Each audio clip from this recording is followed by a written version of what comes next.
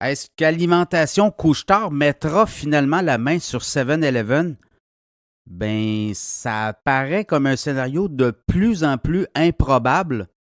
Hier avait lieu l'Assemblée annuelle des actionnaires de 7-Eleven et le mandat donné à la haute direction de l'entreprise japonaise qui détient tout près de 85 000 dépanneurs à travers le monde.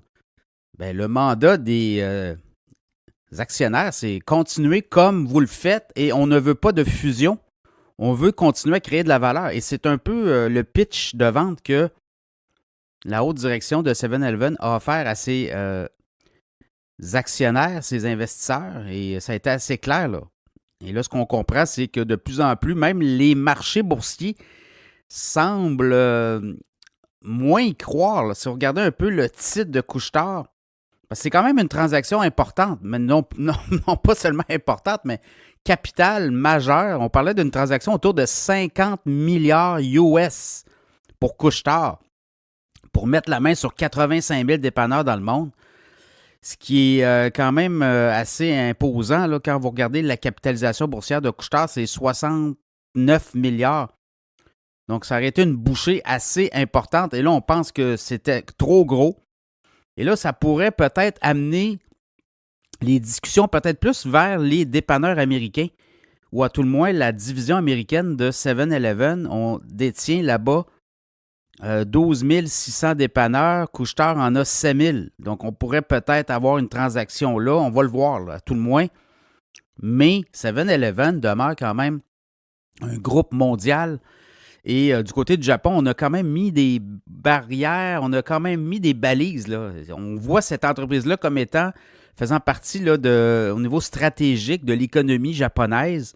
Donc, ça prendrait vraiment un coup important, coup de massue important. Il faudrait que l'entreprise vraiment se détériore au niveau de ses fondamentaux. Donc voilà, je pense que... Puis là, le marché, ce qu'on voit, c'est que depuis la semaine dernière, ben, le titre de Couche-Tard qui était à 67,91 est rendu à 72,75. Et juste dans les derniers jours, hier, l'action a pris quasiment 3 suite à la décision des actionnaires de 7-Eleven. Donc, Couche-Tard s'éloigne d'une transaction majeure, ce qu'on comprend. On pourrait se revirer puis peut-être continuer à acquérir, parce que l'idée de Couche-Tard, c'est de continuer à croître organiquement, mais également par l'acquisition. Et c'est un marché très fragmenté, hein, le marché du dépanneur aux États-Unis. Donc, on pourrait peut-être acquérir des dépanneurs. Quand vous regardez aussi aux États-Unis, Couche-Tard a 7 000 magasins, 7-Eleven en a 12 600. Et si on veut aller pour une transaction juste États-Unis de 7-Eleven, il faudrait se départir d'au moins 2 000 dépanneurs. Et il faudrait avoir en tout cas, beaucoup de discussions avec les autorités, les bureaux de la concurrence. Bureau de la concurrence aux États-Unis. Donc voilà. Et si on regarde dans le cas de Couche-Tard, l'entreprise quand même, je regarde au dernier trimestre, 20,9 milliards sur 3 mois. Revenu net, 641,4 millions. Taux de rentabilité, 3 %. C'est un peu ça, hein, dans le commerce au détail. Là, les dépanneurs, si vous regardez Costco, Walmart, Target, mais dans le dépanneur, les marges de profit ne sont pas très, très élevées. Et c'est beaucoup du volume. Donc voilà le titre de Couche-Tard qui pourrait repartir vers le haut. Il y a des cibles à 84. Il y a des cibles à 94 $ canadiens. Le titre de Couche-Tard sera surveillé.